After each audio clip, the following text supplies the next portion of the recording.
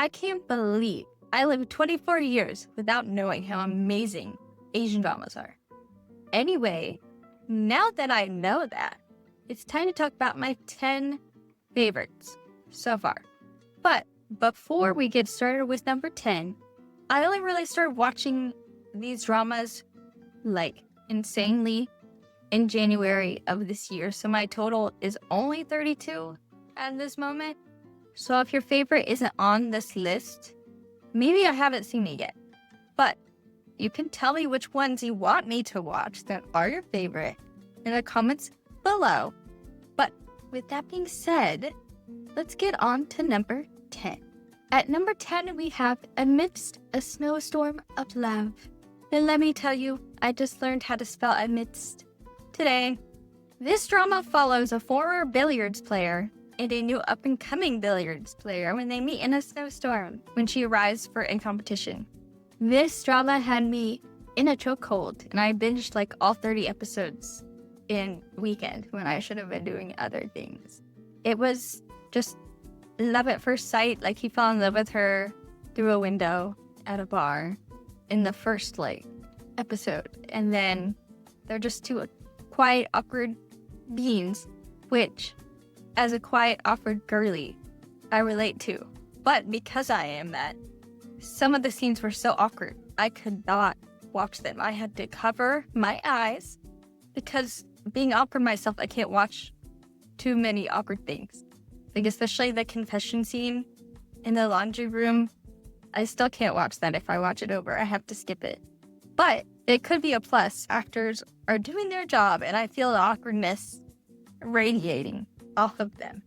It has become one of my favorite just shows to put on in the background. For some reason, dramas, like just their voices, even though I don't understand what they're saying when I'm not looking at the screen actively, it's just so comforting to me. But the way the main male character looks at the female character with such love in his eyeballs, especially because they're so quiet and awkward, so they don't communicate in the beginning, it's so good.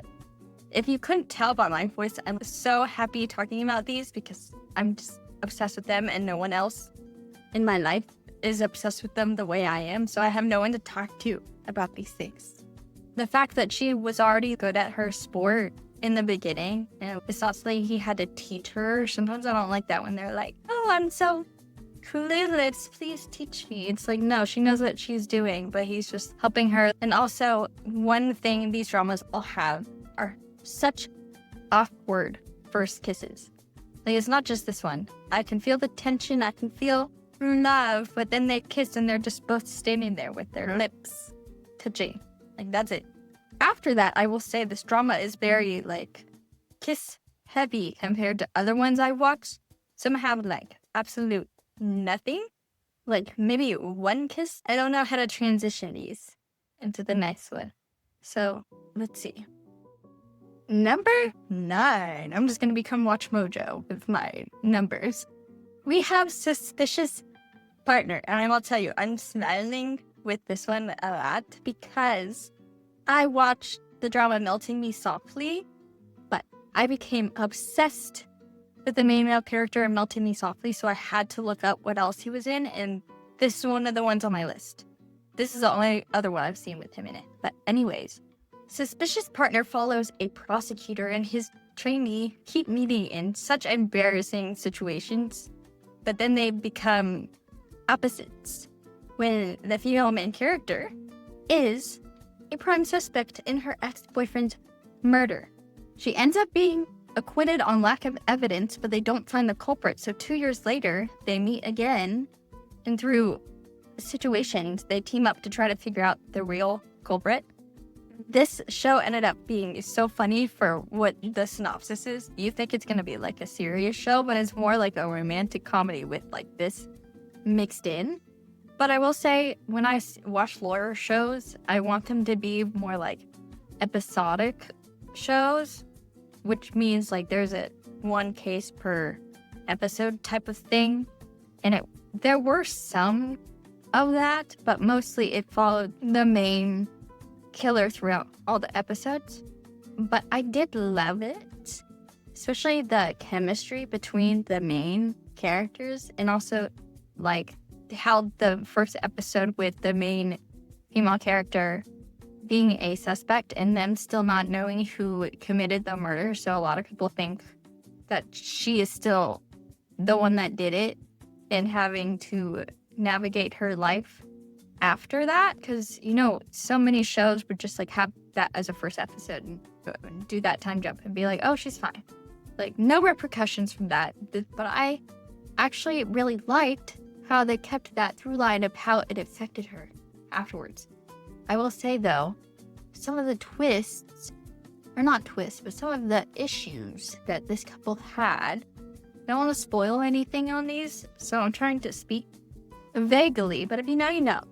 There's like a big issue that they both have. It's like the same issue, but like opposite side. I will say it was very, like after a while, I kind of started to guess what it was. But it just made me so mad because I wanted these characters to get together. And then they finally did. And then this has to happen. Like, come on. Towards the beginning of the series, the main male character tells another character that he was told that he'll meet a woman that's ill-fated for him. And throughout the series, I will say, I kept thinking back to that and thinking about the two main characters and being like, that man was right. They kind of are ill-fated, because it was like even the female main character said that she's like, every time we do something like relationship focused and try to be happy, everything goes to crap the next day, which is true in the show, which kind of makes it interesting, but also kind of angered me at some points because I'm like, I just want them to get together. Their bickering was just so fun, and the fact that even after they were a couple, they still did the like silly little bickering afterwards, and they just were like joking around with each other, I thought was so fun. Like, it's just so cute. Anyways, I just really love this one. I just love the main male actor so much. He might be one of my favorites. Just look at him. Oh gosh. Okay. At number 8, we have Vincenzo, which is about an Italian mafia lawyer returning to Korea after his mob boss dies, and he's going there to find a stash of gold under like an old building. But while he's there trying to get this gold, there's this evil company that's trying to also get the building. It becomes in like a lawyer-ish revenge drama. This was my first revenge-centric drama where romance wasn't like the main plot line. And I will say after this drama did put me into a slump. Like, I couldn't think about anything but this drama after I watched it. Like, while I was watching it, I was like, oh, it's good. And, like, I was like paying attention, but sometimes not. And then afterwards, I was just like, oh my gosh, it's so good. I talked to my sister about it, even though she watches none of these. But I had to tell her all the twists. It was just so good. Speaking of the twists, it's so many that I didn't see coming. Like, who dies, who the villains are. Like, my mouth was agape. It also has a really good found family trope with the residents of this building, like, trying to come together to save their building before it gets, like, taken over by this evil company. And even though it's not a romance-centric drama, the romance was really good. Even though I wish the romance was a little bit, like, closed off at the end because of reasons I can't say, because spoilers. Like, they just kind of kiss at the end and then part ways. But I wish we got, like, a little end scene of, like, years in the future or something to show where they are now.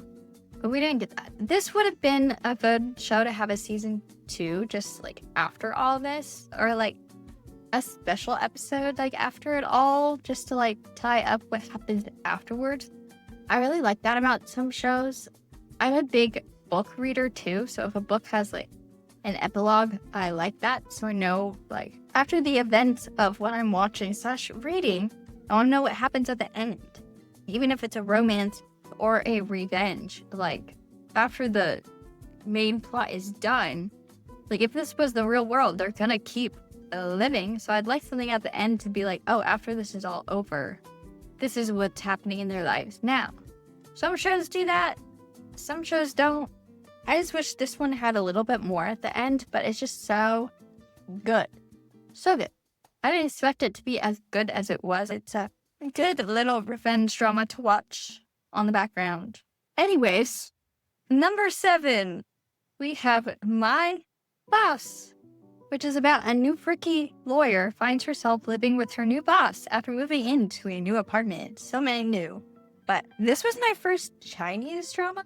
I think I found it randomly when I downloaded Viki, which is one of the best apps for these shows. I found so many good ones on here. But this was the first one I watched on it.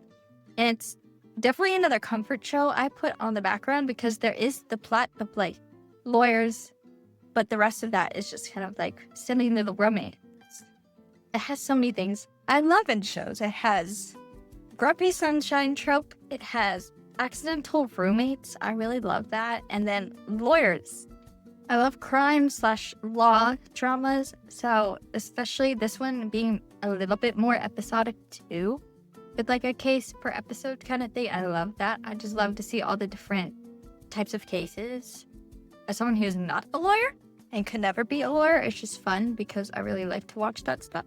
One trope that this has in it, which might be the first one I'd seen at this point, I think this is honestly only the 3rd or 4th drama in total I have seen at this point.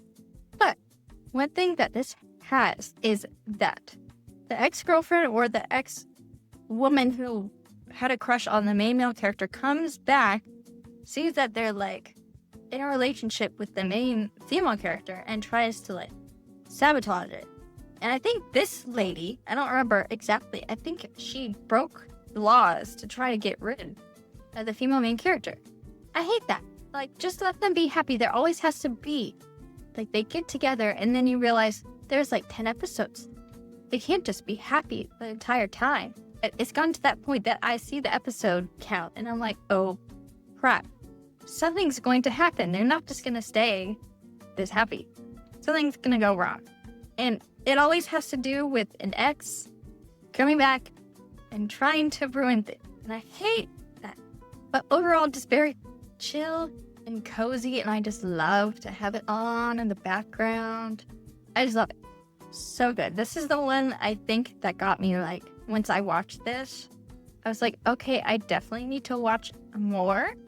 So it kind of was the first into me religiously watching these dramas, like one after the other, because I definitely started this one in January. So after this one, I just had to keep watching more. But this is the 4th total drama I had watched. But one I watched like years prior. So technically it is the 3rd since I started watching them. Next, we have number 6. But before we go into it, I will say that this one was higher originally. But when I went back over all my dramas that I've watched to remake this list for making this video, I did bring it down some. It's still really good, but there's just some things in it that made me put it down to number 6. And that drama is The First Frost, which if you've watched the show, the reason that I've put it at number 6 instead of, I think it was at number 2 to begin with, is just because it is so heavy and so sad that I don't think I could ever sit and just watch it from beginning to end again. I could probably watch clips or edits, which I do watch a lot of edits. That's how I find, honestly, a lot of the shows to watch and how I've found most of these shows. So I will do that because I think the show, honestly, is super good. And because it got me the way that it did, I know it's super good. But when I watch these shows, I want to silly happy time. Like, there's some shows that I really want to watch, but because I've heard sad things that happen at the end, like, now I don't want to watch them because I'm okay with sad moments, but I don't like sad endings. Not that this does have a happy ending, but it also has a lot of like past trauma and how the characters deal with that in the present. That just, it's so sad and traumatic. I don't think I could sit through it without. Maybe I could, but I'd have to skip a lot. But this show is about 2 high school friends slash crushes that reunite after 6 years of like not speaking to each other. They end up becoming roommates, and the female main character starts sleepwalking due to like this childhood family trauma. The main male character did know somewhat in the past in high school of what was going on in her life and did try to help her, but something like crazy happened to her, like the big traumatic thing, and then she just got away from everything and started over. The one thing I will say is even after she gets away, bad things still happen to her. Sometimes I felt like it was a little overdone. Like she is traumatized from this thing, so it could be that they're trying to show us that this is what she sees that is happening and not what's actually happening. But I don't want it to be that, because then it's kind of like, oh, these people aren't really doing this. She's just crazy. So I don't think that's what they were trying to say. But this girl just has such a traumatic life. And it's just so heavy that I don't even know how to like speak about this drama, because I love it so much, but also the heaviness of it is so heavy. But it's also makes it a well-rounded story. To speak about like the relationship in the show, one thing I will say is I'm not a big fan of second chance romance, which is kind of, maybe it's just because I haven't really found a good one, but I don't like two different times going on in one show, or like even books when they go between time, like back and forth.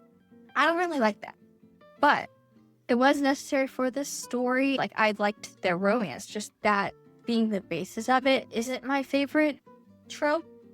I do love that the female main character is the one that kind of has the crush first and tries to pursue the main male character. I feel like we don't see that. It is also set in the same universe as one of my favorite dramas that we will talk about later. But I did wish, I know there's some health issues with some of the actors that played the main actors in the show before that, because they do show scenes that happened in the last drama in this one, but the actors are different. I just wish they had come back just for like a scene. But I also loved the second couple in this show. Speaking of the universe of this series, this is based off a book, and this author has written like 2 more shows based off books that I have watched, and the second female lead in the show is also in another one that I'm going to talk about later. And so I loved the second couples so much, and just I was so happy to see her in this. So I just loved them. I loved how the female main character at the end of this show, when everyone of course has to be like, I'm sorry for all that you went through, even though I was so crappy to you in your life, but I'm sorry. Like, she did not take these people back into her life. She was like, bye. I had so much respect for her, because as I was watching that, I was like, oh no, she's gonna let this woman back into her life after all that's happened. Like, I was like, girl, don't do that. And she didn't do that. And I was so happy for her. They can live their life, you live yours. So I love how she did that. I was so happy for her when she did that. Okay, number 5. We have, this drama is so special to me. I love it so much. We have Extraordinary Attorney Woo. Before we get started, this is my first K-drama I ever watched, so it has a very special place in my heart. But this drama is about Woo Young-woo, a lawyer with autism who joins a big law firm and learns how to navigate like living with her autism, but also being a lawyer, like working with cases and everyday challenges like romance, friendships, and surprisingly revolving doors. It's just so fun. Okay, I'm just so happy talking about this one. I just love it so much. I'm pretty sure this just came across my Netflix when it was airing, because I remember there was some episodes I had to wait for, which I hate waiting for episodes. I usually watch all these dramas once they're all finished. So I just came across my Netflix page and I watched it because, again, if you were listening prior, I love lawyer shows. And this one is like the lawyer show for me because it had very many episodic cases. And I love that. That is what got me hooked on these K-dramas to begin with. This one I'm pretty sure I watched when it came out, 2022, I think. I don't know, I'm gonna have to look it up. Yes, 2022. And there are rumors of it having a second season, but I honestly don't know because the main male character, his actor, was going into the mandatory military service, but he's out in it. So I don't know. Maybe they just feel like they don't need a second season. But anyways, the show is so funny. I was watching to kind of refresh my memory. I was like looking up edits and clips of all these shows, especially this one because I haven't watched it in a while. And just all the funny moments. I was sitting at my kitchen table like laughing out loud. Like it's just so funny. The friendships are so good, like the female friendships between the main female character and her high school best friend. And then there's one that blossoms between like her coworker. And if you know, you know, there's this clip of when they talk about, they talk about nicknames, and she talks about the name of her coworker and just how sweet that moment is. It's just, I love it.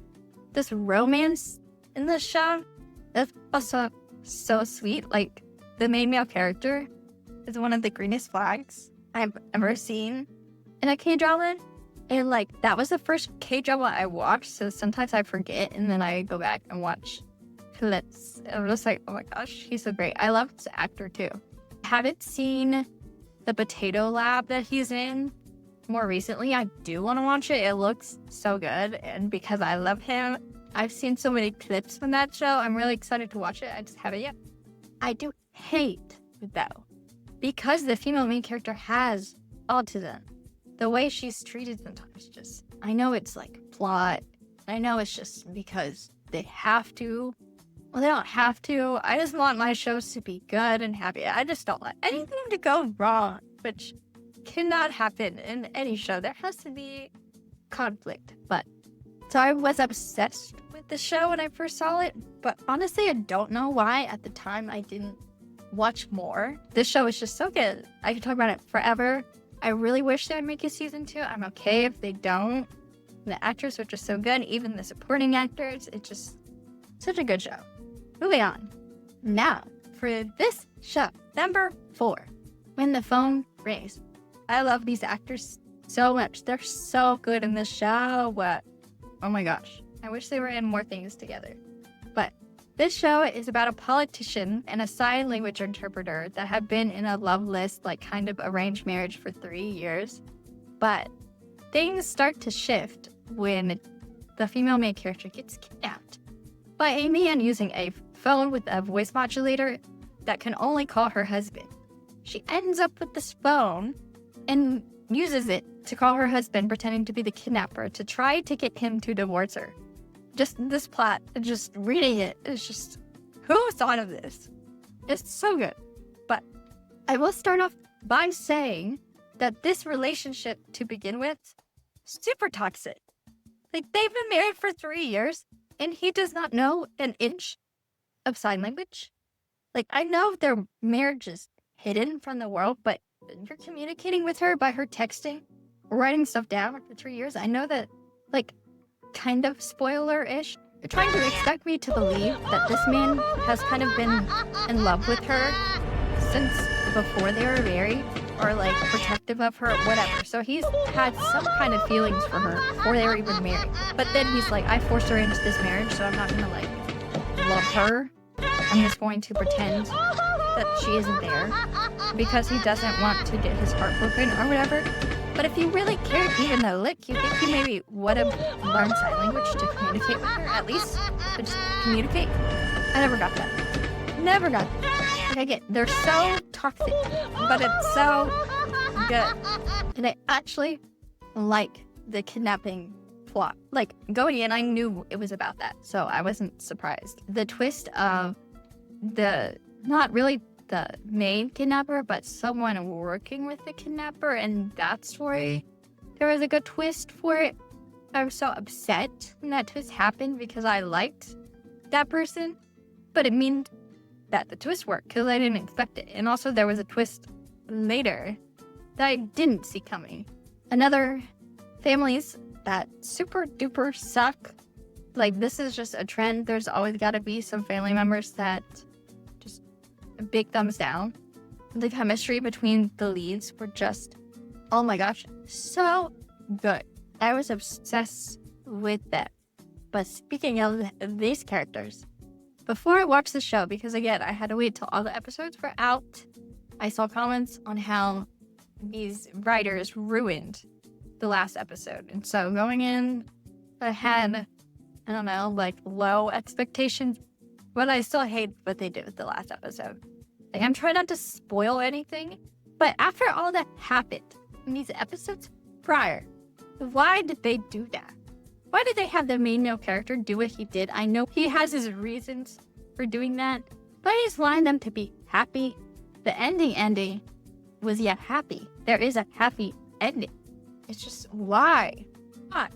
Especially after everything the female main character went through, like that episode prior, and then you just do that? I wish I could talk about what actually happened, but I'm trying to be vague so badly. But I will say, even with that last episode, like maybe this would be number 3 if that last episode didn't happen the way that it did. But I just love this show so much. It's just so good. If you want romance, but you also want like thriller, mystery vibes, like the show is just so good. And I know it was so popular, so many of you guys have probably already watched it. If you haven't, you need to. Like, all of these, I think you need to watch. Let's get on to number 3. Oh my gosh, this show is so good. And it is Marry My Husband. Ugh. I watched this one recently, so it might have recency bias, but I just think it's so good. So good. But this drama is about a terminally ill woman with cancer ends up being murdered by her husband and best friend when she catches them having an affair. P.S. This is not a spoiler. This happens in like the first 10 minutes, whatever. And it's in the synopsis. She then wakes up 10 years in the past and decides to get revenge by getting her best friend to marry her husband to take her fate. I will say reincarnation plot lines of a woman getting revenge. Starting to become a new favorite. Like, I just watched Perfect Marriage Revenge, I think, like right after this, because it has a very similar plotline, and I love it so much. But there is something about both these shows that I will have a spoiler moment at the end of this that I don't like. But I love the reincarnation plotline. Feminine rage is always just so fun to see for me as someone that's like very calm and collected most of the time. Like, I cannot imagine doing anything this woman does. Like, I have so much respect for her because to start off in this show, she is very meek and quiet or whatever, but then she knows what's going to happen to her, so she knows that needs to do what she needs to do, so she's not afraid of, like, I don't want to say beating them up, because she doesn't beat them up. I mean, there might be a moment she kind of does, but she's not afraid to do what she needs to do, get revenge. But I will say, this show, I think is really good, because you see what happens in the beginning, but then you go 10 years into the past, and then you also see, because the main female character knows it's going to happen, she's like distancing herself from her boyfriend at the time, who becomes her crappy husband, and her best friend. You see them be like, what the heck is going on? Like, what's going on? We want to help you. And so for a second, you're like, these people might not be so bad. Like, especially the best friend. Like, the husband, I was always like, he majorly sucks. But the best friend, I was like, oh, I kind of feel bad maybe a little for her, because her best friend just out of nowhere just is like not talking to her. But then you remember what they end up doing to her, and more things come out. And then it's like fun to just have these sucky people to be like, yeah, you deserve everything that's coming to you. F you. And it was so fun to have people to actively hate. Like, it was just so fun. There are some twists and turns that gave me actual goosebumps. I was trying to get, sometimes my family, I love them to death, but they think I'm a little crazy for watching these shows and not understanding the language, even though I read the English subtitle. But this one was on Prime, so I had English dubbing, so there were times I was like purposely watching it in my living room with English dubbing. So I thought they'd be like, ooh, what are you watching? Because I just wanted them to watch this, because it was so good. I will say, as a daughter who doesn't have the best father and daughter relationship in life, to see good father-daughter relationships in K-dramas sometimes can get to me, like, in a good way. I love seeing them, and the way that their relationship in the show has to do with the plot, I thought was so sweet. Like, I think it really got me, like, when she finds out how her dad is connected to this, it got me. I was tearing up. So I really do like that, especially in dramas where family members can very, very much suck. And there is a family member that very, very much sucks in this drama. Her freaking mother-in-law sucks so badly. There's always got to be one, but I love to see a father-daughter relationship. So sweet and good. This drama also has a great female friendships, and like I said before, I love female friendships, and their friendship dynamic was just so sweet. I loved it so much, and how it got the ex-best friend, whatever, enemy, like how she gets jealous from all that. I just really enjoyed it. And all the other romances. One thing I will say at the end, I wish, because there's like somewhat of two other romances going on that are like good romances, and at the end of the show, when they go kind of into the time or whatever, the 10 years have caught up to them, they don't really show the other romances, and I wish they had done that. I just really wish at the end they showed a little bit more of what those characters were doing in the future. But I still really loved it. Now this, want to give a big warning. This is a spoiler warning, and through the time I'm talking about this, I will put up a spoiler on the screen, so you can just turn down the volume if you don't want to hear this. But if you do, I'm kind of going to talk about things I didn't like. There's two big ones, and that's basically it. But they're both spoilers, so I didn't know how to write it in. The first thing I don't like, it's not this show, it's also this show and Perfect Marriage Revenge. I kind of don't like when the main male character also is back in time with the female main character, because I feel like yeah, it gives them someone to talk to about their situation. And like the female main character said, she didn't feel as alone anymore. Like, it made more sense in this show than it did the other one I watched. But I feel like it takes away something for me. I don't know. Because also in both these situations, the main male characters have been in love with her the first time around already. So they're going back and they're like, oh, I loved her and missed my chance, so I might as well like try to help her. And they also don't know that each other are from the past until a certain point. So in the show, he was like trying to help her understand that she needed to get away from these people because he knew what happened to her. So I feel like it did take away some of her like, oh, I'm getting revenge on these people. But it still worked out on the end, so it doesn't really matter, I guess. But I just kind of wish that he also didn't go back in time, and he just, I don't know, they just naturally, like, fell in love. Because honestly, when she came back from dying, like, he was there. I kind of wish he wasn't, like, from the future, per se, because then it was like, oh, he just saw her in need and decided to help her, which he probably did anyways. But now there's like, oh, he helped her because he kind of knows what's going on now. Like, he didn't just help her to help her. He helped her because he knows. But the other thing I hate so much, and I will say, as much as I love this show, I hated this point so much that I'm pretty sure I skipped most of an entire episode. But that is the ex-fiance of the main male character coming back and her getting involved in this, like, plot line of trying to get rid of the female main character. I hate it. Part of the story is someone needs to take the main female character's fate away from her. So someone else needs to have an affair with her ex-husband, so then her ex-best friend gets murdered, which, you know, if you watch the show, you know how it kind of switches. But, so I get why the ex-fiance is there, because she ends up almost becoming, well, she does end up becoming the woman that her ex-boyfriend / husband has an affair with. So I get why that was needed, but I didn't like the whole plot of, oh, we're gonna kill the female main character and now I'm involved in it and I'm the leader. I feel like it just took away from the best friend and the ex-husband. Like, the revenge was with them and her, and now there's just some random lady that comes in halfway through the series that's like, oh, I'm also in this now too. I just didn't like that.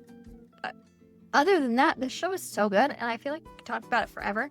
I even downloaded Webtoon on my phone to read the webtoon version of this. I haven't made it all the way through. I honestly don't even know what chapter I'm on. I didn't make it too far yet because now I'm watching other shows. But there's definitely a night or two that I did read the webtoon for this because I loved it so much. And this trope is becoming one of my favorites. So if you have any more suggestions of shows like this, I've watched this one and Perfect Marriage Revenge. I also love Marriage of Convenience. So the fact that it has like the reincarnation, feminine, revenge, rage, I love that so much. And that's why it's number 3, other than the fact of the things I didn't like. The things I did like make up for all the things I didn't. It was just so good. Now, my top 2. Number 2, we're going to talk about my cozy favorites. Ooh, I'm so excited. If you got hints from things I've talked about earlier, you kind of know probably what these top 2 are because I haven't talked about them yet. I will say these both are, I don't know if they're technically in the same universe, but they're both books written by the same author. But number 2 is When I Fly Towards You. And oh my gosh, if you know, this show is so good. But it follows a transfer student, Su Zai Zai. If I pronounce this wrong, I'm so sorry. Because I can say them in my head and them sound good, but saying it out loud is a lot different. Su Zai Zai meets Zhang Lorei, and they instantly fall in love on the first day of school. I'm so sorry. I'm so embarrassed. My pronunciation is so terrible. But I will say, this is the comfort show of all comfort shows. I love it. It's very slice of life, which is why there's not much of a plot. Again, I love the female main character. She's the second female lead in the first Frost. So I don't think they're the same universe now that I'm talking out loud because that wouldn't be correct. But they are written by the same author. But I need to watch more that she's in. I've only watched this one in the first Frost that she's in. I love her so much. The chemistry is also between the leads so good and very believable as like a first little high school romance. Like, it's just so cute. And I love the second romance too, more like enemies to lovers-ish and like slow burn, like they don't get together until towards the end of the series. And this series goes past high school. So it's like high school, college, adult life, which I'd love to see again, like I talked about, of like after all is said and done. I like to see where they are after. So I like how this show like keeps going past high school. There's not a lot of like miscommunication. There's not a lot of like people trying to break them up, at least as far as I remember. There is the trope again of having like terrible parents. I think this time it's especially the mom. I think this happens a lot. Parents putting so much pressure on you for school related things, and to have a genius basically sibling and how that leads to a sibling rivalry, I thought was a very interesting like twist on like a terrible parent, where it didn't really like, yeah, you can like not like your parent, but I feel like a lot of these tropes, if you have terrible parents, your sibling becomes like your lifeline. But to see terrible parents that put these siblings against each other and how it affects both of their lives when the younger brother just wants his older brother to love him, I thought was very interesting. I really liked that. But I just really love this show, and I really want to rewatch it again. It is very like chill, cozy. Like you probably put it on and not think too much about it. And I really like that. Sometimes I just want to turn off my brain. This is why I watch these shows in their original language and read the English subtitles. But now, on to number 1. I love this show so much. This show is Hidden Love, which is about Shang-Ji develops a crush on her older brother's best friend. After reuniting when she moves away to college, her crush turns into a believable, like, romance. To start off, before we continue talking about this show, I will say I haven't heard too many people having this take, but just in case, I will say, as someone who was in a toxic relationship right after high school with someone I had a crush on when I was younger, who there was an age gap, I can see how this relationship might rub people the wrong way, and how most often than not, relationships like these are not good ones. and how, I don't know, romantifying a relationship like this can give people the wrong idea. But from takes I have seen of people defending the relationship is, yeah, they met when she was 16, but she had a crush on him, and he did nothing to show that he was interested in her. Yeah, I don't think he had a crush on her, but it could just be the actor and the way that he was looking at her. I could see the admiration in his eyes, and I don't think it was like crush vibes, but like if this was the real life, I could see how maybe people around them could be like, what is going on here? But anyways, I love the show so much. Like, I watch edits of this all the time. Shout out, I love MK916. I don't know if that's how you pronounce her handle, but she's honestly the person that got me back into dramas. I don't want to watch a whole show for a romance, so I would just watch her videos. And I think I watched this edit before I even watched the show, but it had been so long I forgot. But I watched this edit so much still. Like, I'll do homework and be like, oh, time to give myself a little treat and watch the edit of Hidden Love. Oh, just shout out to her. Shout out to them. I don't know. But the chemistry between the leads is just so good. Oh my gosh, I love both the actors so much. But the way the main male character treats her, I think is a really big green flag. Especially because he was so careful before he said that he liked her. Like, he wanted to make sure that she kind of also liked him before he even said one word to her about liking her. And that because there is an age gap, even though I don't think he hasn't had much experience with romance, but that doesn't mean he hasn't done, other things. So there were in the beginning like a few issues with the physical part and the communication between that, but the way after they talk about it and he fixes it, like he asks her to hold her hand. The way he's just like, can I hold your hand? Like, it was so good, and I love that example of men that will do that. So it just gave him extra points for me, and they pretty much become each other's first loves. Yeah, he's like her childhood crush that becomes her love. And he says that he hasn't felt about anyone the way he felt about her, so technically they're like each other's first loves. The main male character also has a tragic backstory, and this is another thing I see about kids being blamed for things their parents do, and that whole plot line in this show. One of the best scenes from the show comes from a part I hate the most about the show, is like the woman from his past that has drama with him. I hate that plot line, but the best scene from the show and the scene that gets him to start seeing the female main character differently happens from that plot line, so it does have good to come out of it. It's not my favorite part of this show. I think that's like the only part of the show that I don't like, and how that woman from his past has to do with like miscommunication between the main characters. I don't like that. But other than that, the show, I don't want to say perfect, but I love it in the way that the female main character cares and loves him and tries to help him.